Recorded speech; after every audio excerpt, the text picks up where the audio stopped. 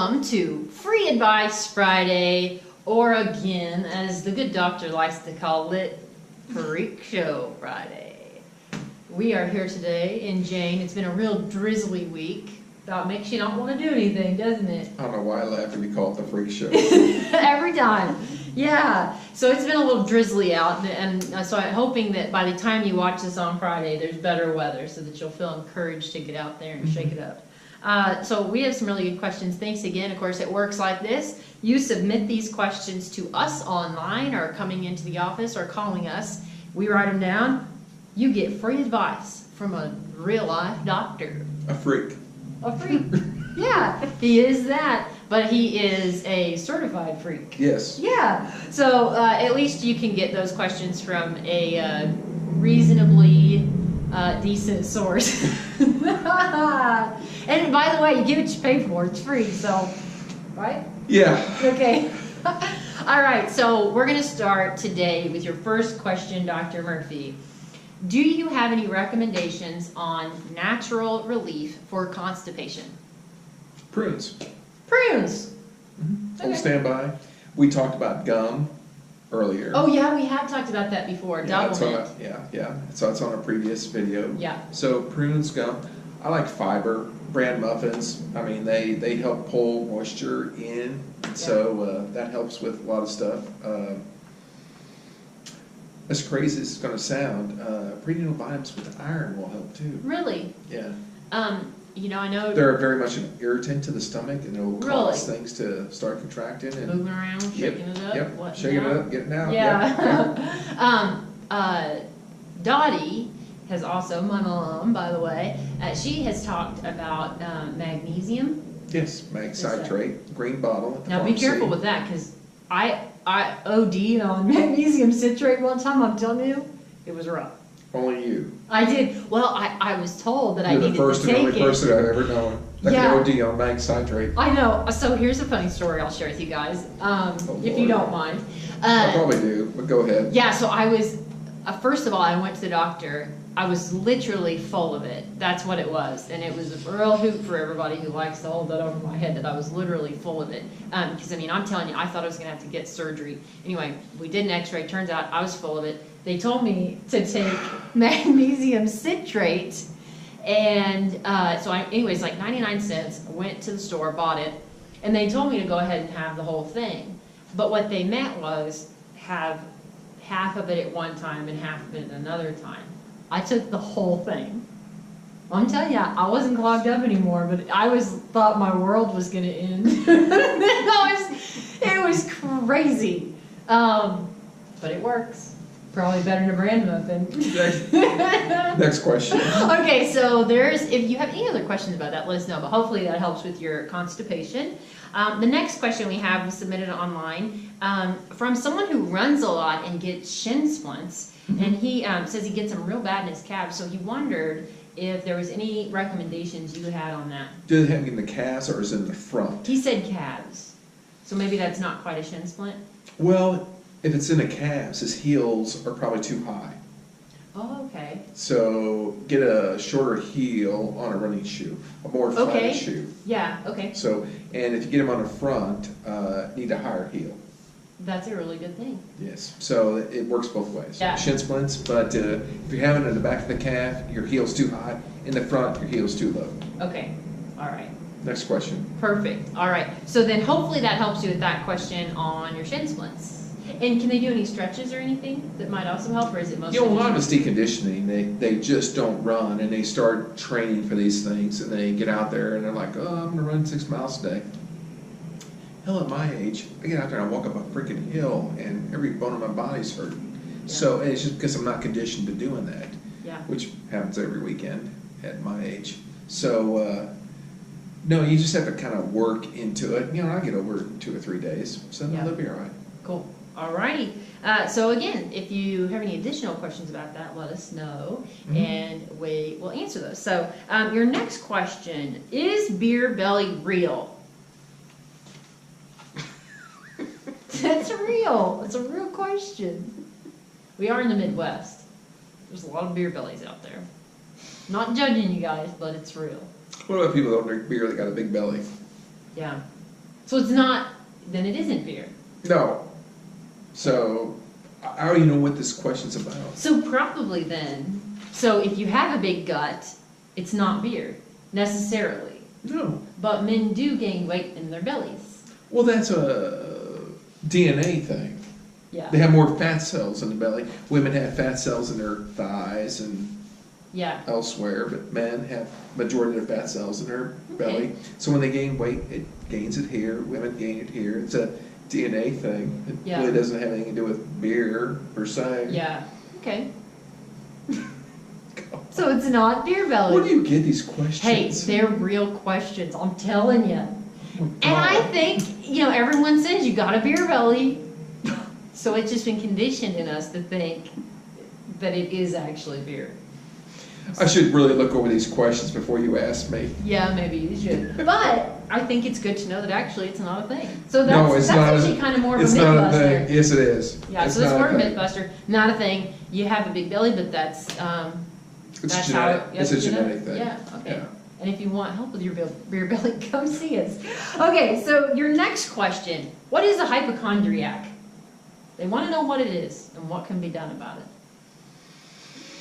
Hypochondriacs are actually people that are worried about everything. Yes. Things happening, and they get sick and they get a splinter in their foot and they think they're going to die and stuff like that. It's more of an obsessive compulsive disorder. Oh, really? They obsess about being hurt all the time. Yeah. And that this is doom and gloom, the world's closing in, stuff like that. And there's actually medicines that help with that. Mm-hmm.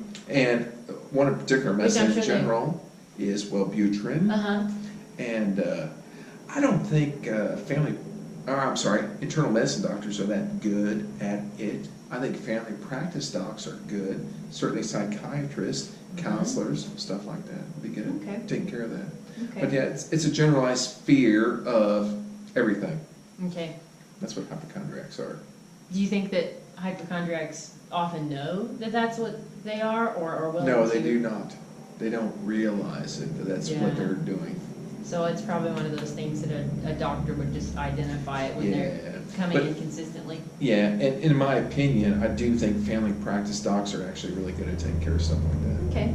I think they're very well trained, and certainly psychiatrists are. Some internists probably are too, but for the Yeah. most part, they're not. They don't want to deal with stuff like that. Yeah. Okay. So, Alrighty. Well, hopefully that answers that question for you. All right. So your next question. You're probably gonna roll your eyes at me on this one. I do every time. So, because I don't know. This was just a question. Oh, there's a All right. surprise. I'm just gonna ask don't it. know? I'm just gonna ask. I'm gonna do. Hey Oh, guys, God. I'm gonna fall Please on the start axe it. for you, or fall on the sword, or however that saying goes. Does whole milk? Can I hold the sword when you fall on it? Yes, of course you would. Who else would hold it? He'll do some slicing. Do it like Renaissance style. All right. Does whole milk cure pink eye? No. All right. What does cure pink eye? Pink eye from what? I don't know. How I do you mean, get poking pink your eye? eyes and you're pink? No, the actual pink eye, like when you get What the are you disease. talking? What disease? Are you talking bacterial, viral, allergic? Well, I didn't even know there was that. Whoa, there you go. So Okay. if you have eyes that Are we are talking infant, adult? wow, child this or is a no? loaded question. It is. Well, so if Okay, you, let me just run through how about it. this? If you have I'll run certain- through Okay. So, if it's a child Okay. and they have pink eye, it has Yeah. to be in both eyes. Okay. Feel on the side of their, Okay. where my sideburns are, right here. Yeah. This is what they call the periauricular area, and you're going to Okay. feel for BBs. You're going to feel Okay. like there's BBs under the skin. That's lymph nodes. Your eyes, your lymphatics of your eyes drain to the sides, Mm-hmm. and these will be swollen if it's viral. That's true pink eye. That's contagious to other children. Okay. Which If is you- extremely contagious, right? Yeah, it is. Okay. Yeah. We've all adults have had that particular virus. We have Mhm. all had it at one time. Sometimes it's more serious, or I'll say serious. I don't think I've ever known anybody, child, ever lose their eyesight because of pink eye. But it's contagious to where it'll be spread to all children, but all children will eventually get it. Adults were immune to it, so therefore we don't get it. So I've never seen an adult over the age of 18 with viral pink eye. Mm-hmm. But they'll get adenopathy here. You just feel right here, and if you feel BBs, that's a contagious condition, and if it's in a child care facility, they can pass that around. I've had a lot of child care facilities that have sent children to me and like, oh, he's got pink eye. Well, he's only got one red eye because he got poked in the eye, and Not true pink eye. no. And so they're like, oh, get him out of here. They got pink eye, don't want it to spread. Well, if it's only one eye, it can't be pink eye. It's got to be in both. If children have yellow crustaceans coming out of their eyes, that's bacterial. Yeah. My loving grandchild, Austin, had that. She was in a swimming pool at a swimming facility and bobbing her head up down the water and blah, blah. And she got a little bit of pink eye. And, of course, her daycare said, oh, my God, your daughter's got pink eye. Well, no, it's bacterial. And I gave her some drops. Okay. And she was cured in overnight. Next day, she's fine. So her eyes are mostly just irritated? Yes. Okay. And then there's adults. We have allergies to where you're going to get red spots underneath your eyes, above your eyes. That's an allergic condition. And that's prednisone drops that you put in your eyes, and it'll clear it up within 24 hours. Very cool. Yeah. Okay. So there's different causes of generic pink eye, just because all you're saying is it's pink, but you don't know the etiology behind it. I got it. So that's kind of a... it's kind of one of those questions that, well, for sure I didn't have enough information to know what I was even asking, so that's kind of very eye-opening. You like how I threw that in there? Yeah, dude. Okay, well, thank you. Surprise! Thank you for your response, and thank you for your question on that one.